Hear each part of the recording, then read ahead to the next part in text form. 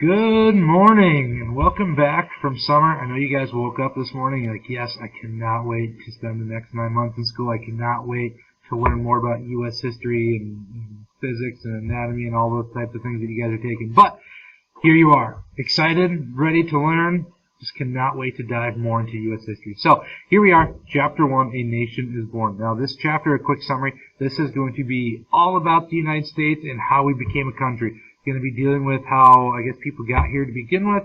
After that, it's going to talk about the Revolutionary War, which is my honest opinion, one of the greatest and most influential time periods throughout the United States. I mean, here you have a group of individuals that are pretty much fighting for what they believe in. They're upset with the current, I guess, status quo.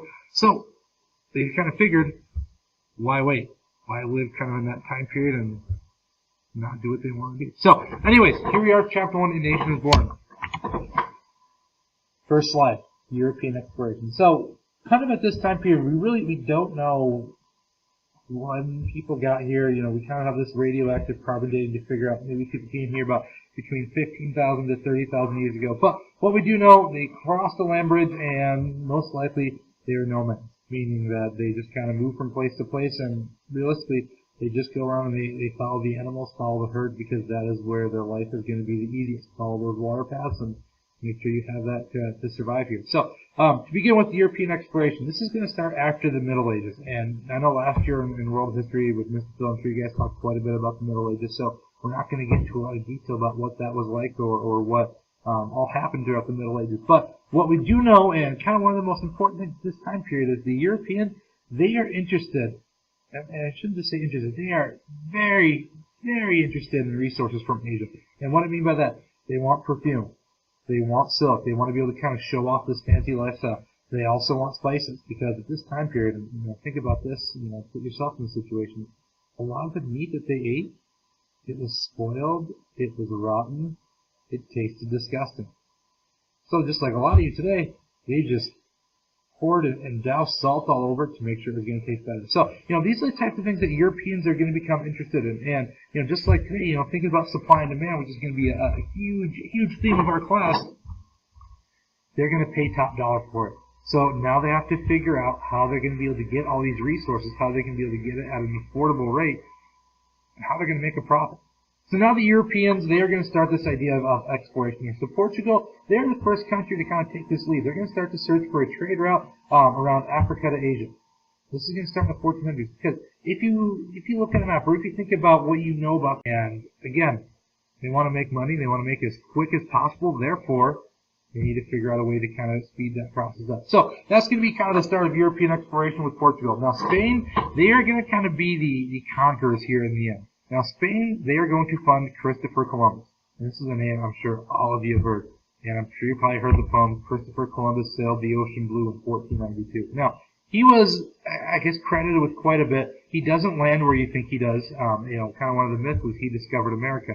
When we say that, most people think the United States of America. But he is going to land in San Salvador.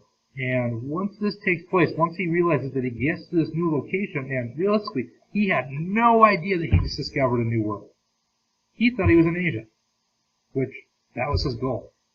Get to Asia. They had no idea that this landmass even existed. So, anyways, one thing I forgot to mention, Columbus, he wasn't from Spain. He was an Italian. He went to the Italians, he went to the monarchy and asked for money to start this expedition. They turned him down. They even went to his brother, and, you think family has your back, but he went to his brother to go to the Italian, and even his brother wasn't on his side. So eventually he goes to the Spanish, and they are going to fund his campaign, and he is going to start to sail to this new land. Now, continuing the expedition, once Columbus had success, all these other countries, it's going to almost be like what we call a domino effect.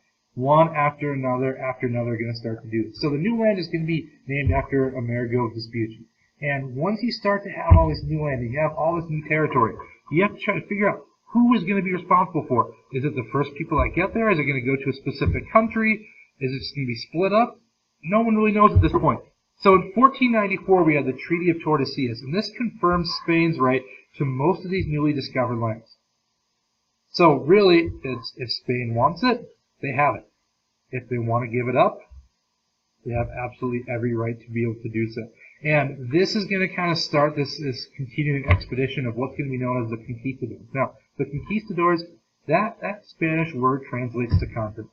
And as you can imagine, as they get there, their main goal, they want to conquer these areas. They want to conquer possibly some of these native tribes, and the Spanish are going to start to do this, and Mexico kind of start to work their way south. So Hernan Cortez, he is going to defeat the Aztecs in Mexico City, in the capital city of Tenochtitlan.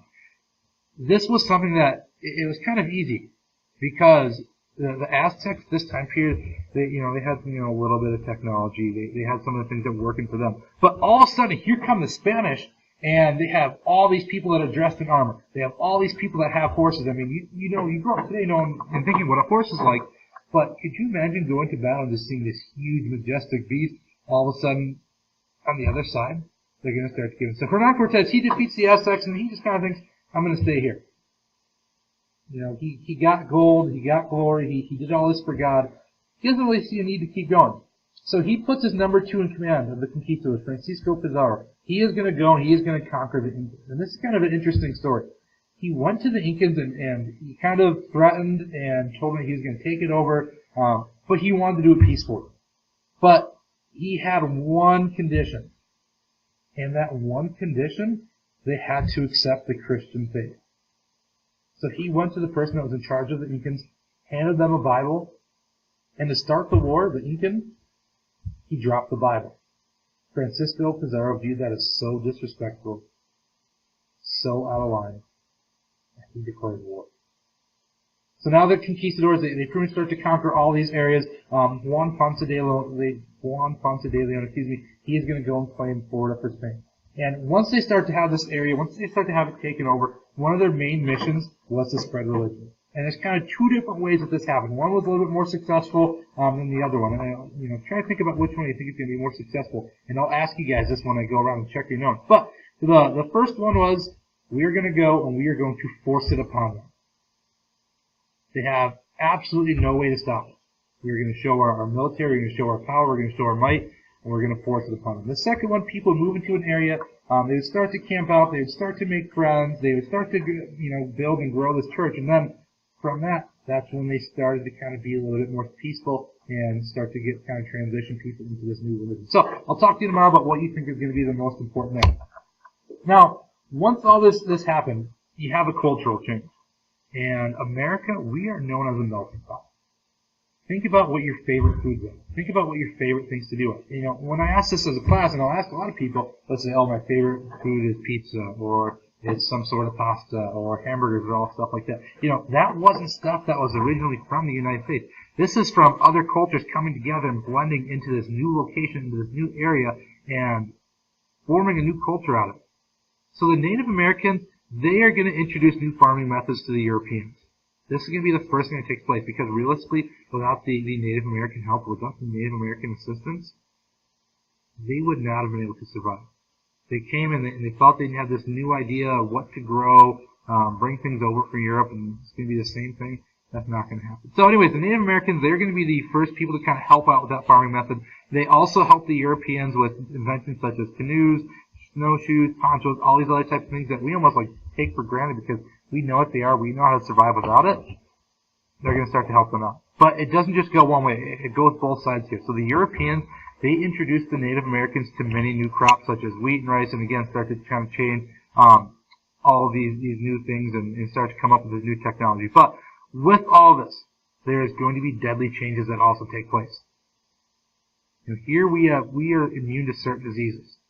Some of these different groups didn't necessarily have that immunity, didn't necessarily have those standards, or maybe didn't know how to survive it, but deadly changes are also going to start to take place. So, anyways, I'm going to wrap this up here, and this is just a small introduction into what America and the founding, and kind of almost get you up to speed about where we're going to be starting off, because I think it's extremely important to know and realize where everybody came from, where all this kind of started, and how these changes started to take place. So, tomorrow in class, make sure you have your notes done, make sure you have that question answered. I'm going to check that to make sure and see what you guys thought would be the most influential and the easiest way for those Christian religions or Christian missions to start to change that society. So, I will stop it here at this point.